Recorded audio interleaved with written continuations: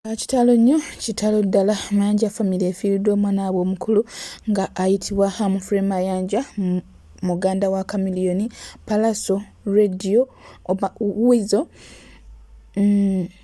n'abalala bangi beesobodde kumenya naye nga ekiri mu ddwaliro Maziga nyiike na kubuyaana byonna mbikuleetedde maaso awo ebisingawo nga kwotadde n'ebya Jalia Walda naye nga wasuze otya asibeeta gwe n'omulungi ampuliriza Channel Media kwoli subscribe for more updates, like, share and comment. Tewerabira okunyiga notification bell obenga notified buli lwe nteekayo video empya.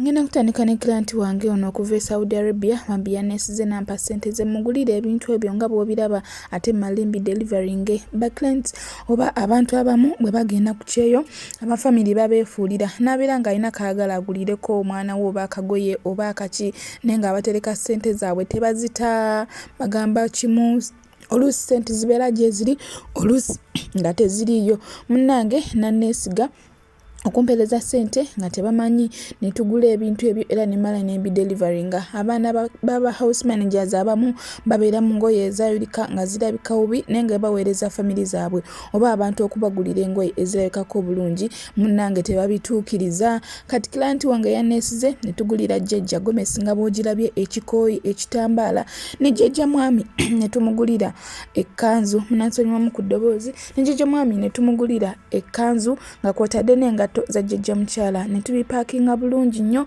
ate nno bino byabadde bigendera ddala butereevu mbaale. Bwe tutyo tetwakomyawo ne tugulira n'abaana be engoye nga bw'ozirabaawo ate nga n'engoye ezo tuzigula babiri ne client tulonda ffembi nga tulonda mulaga nti kano kali katya n'alonda nga nange bwe nnonda abeera yeerabirako bulungi nnyo nga tukyuzinga engoye ezo ne tugulira omwana omukulu omuto yabadde n'abaana basatu nga bonna balenzi bambi ne tubalondera empale nga nnungi nga bw'oziraba t-shirt engatto byonna ne tubigula ne tubipaakinga mwatu ate ne tubidelivery nga tobeereeyo ng'olumu omutima ogamba omwana wange nandyagadde omugulirayo kino naye bwe ŋŋamba gundi gwe nteese ssente zange amugulirayo tamugulira bwe ŋŋamba gundi akole bw'ati ne bw'ati takikola.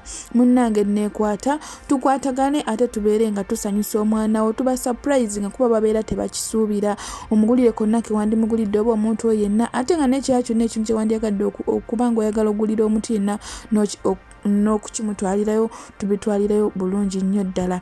Kati eyongereyo ate mu Mayanja family nekyanyongera okujjukiza nti tulina airport pickup tulina services ennungi nga ku airport pickup tukuweerako n'ekimuli nga tukukimye ku airport kuliko free wifi kuliko snacks n'ebirala bingi nnyo.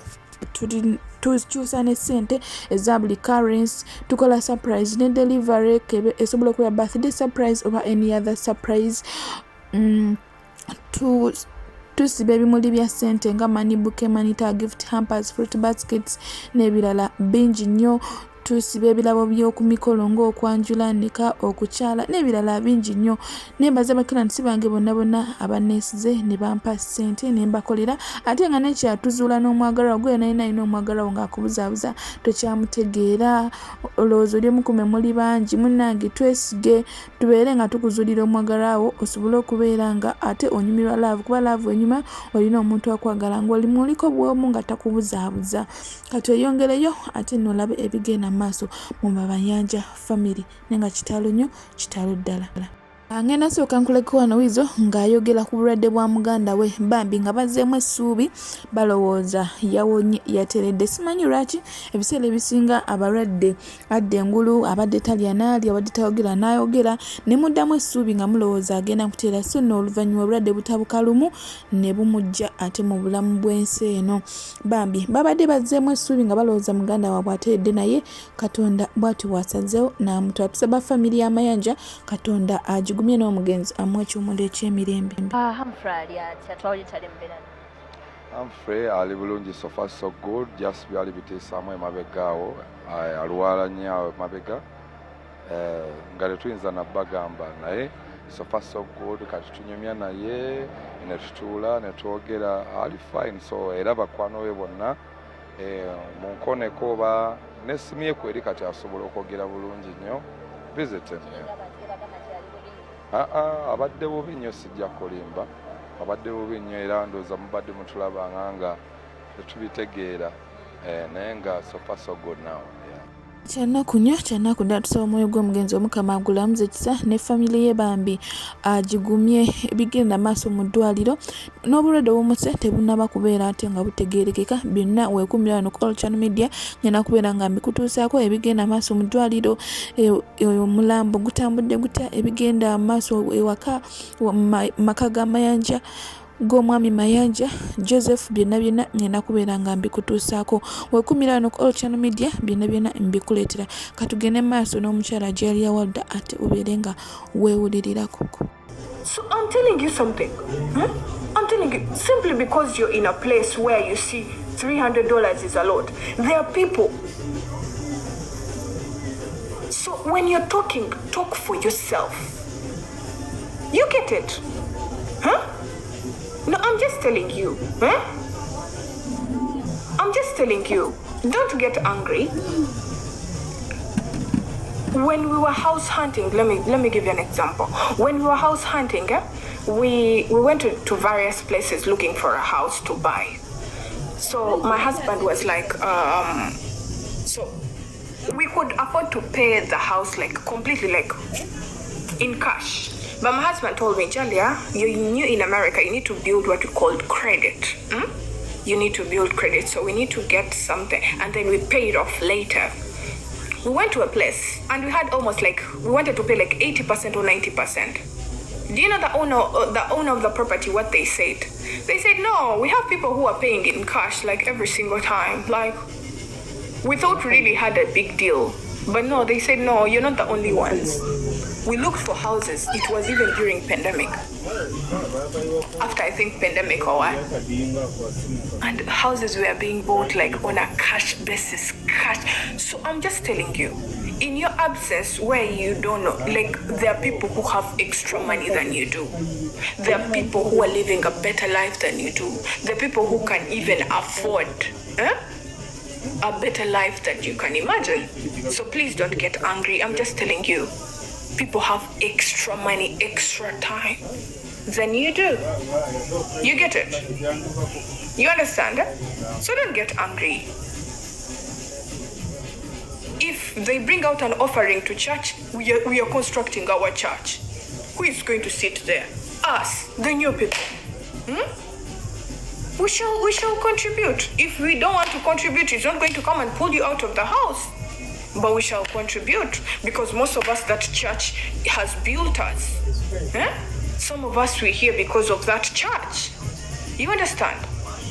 It has been a strong pillar to our life.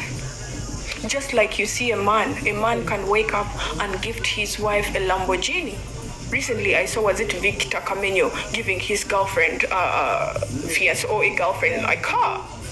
And there is a man here who swears by his life he can never do it because you don't have the ability.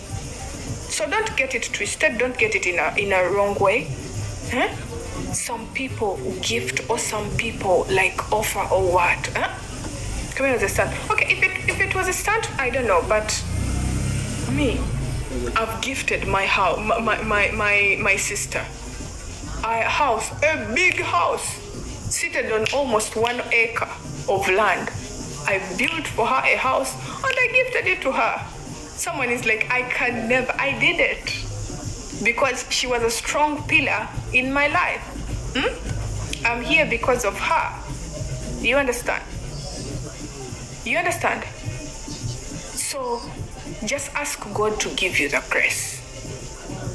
Once God gives you the grace, there are things that are going to become minor in your life. You don't even like. Recently, this Indian man made a very big wedding for his son like this, and everywhere they brought to Muganda, they brought Zebaka. Is it called Zebaka? For you were there. You're struggling to even put food on the table. You're like, I can never make this. It's because you don't have it.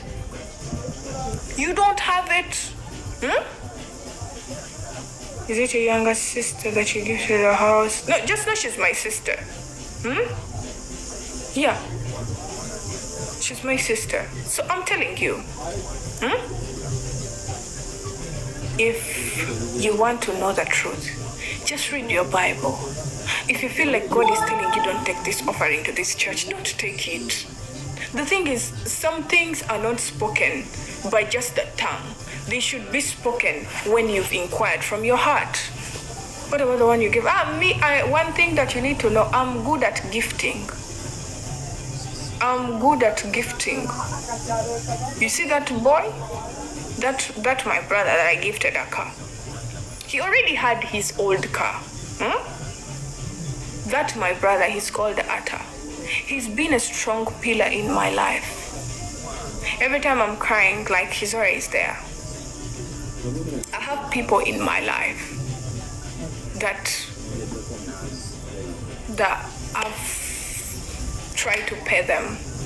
I have people in my life, and I'm not even scared to mention them.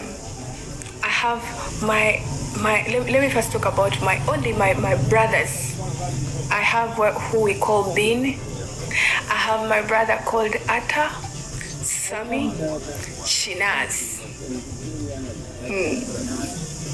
You understand? So those are my young brothers. You see, when I'm crying, they're also crying with me. You understand? So there are so many things that are going to come on your way, and you'll start to pay people for the great things they've done in your life. I wish you could become a Muslim again. No, you know what you should do? Don't wish for me to become a Muslim. Focus on your personal life with God, your personal relationship with God.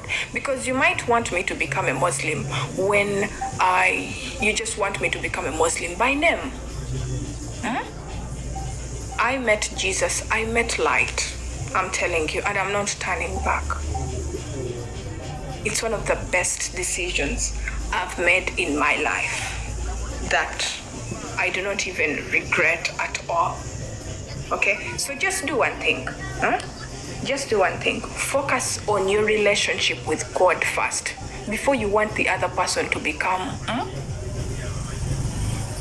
Being a Muslim or being a Christian is not all about like saying, I'm a Muslim or I'm a Christian. You understand? No turning back. I made a decision in life that has brought a lot of peace in my heart. You understand? You get it? So you too, focus on your life and see, am I really, if you want to know about not even being a Christian or Muslim or what, do you have love at heart? The moment you have love at heart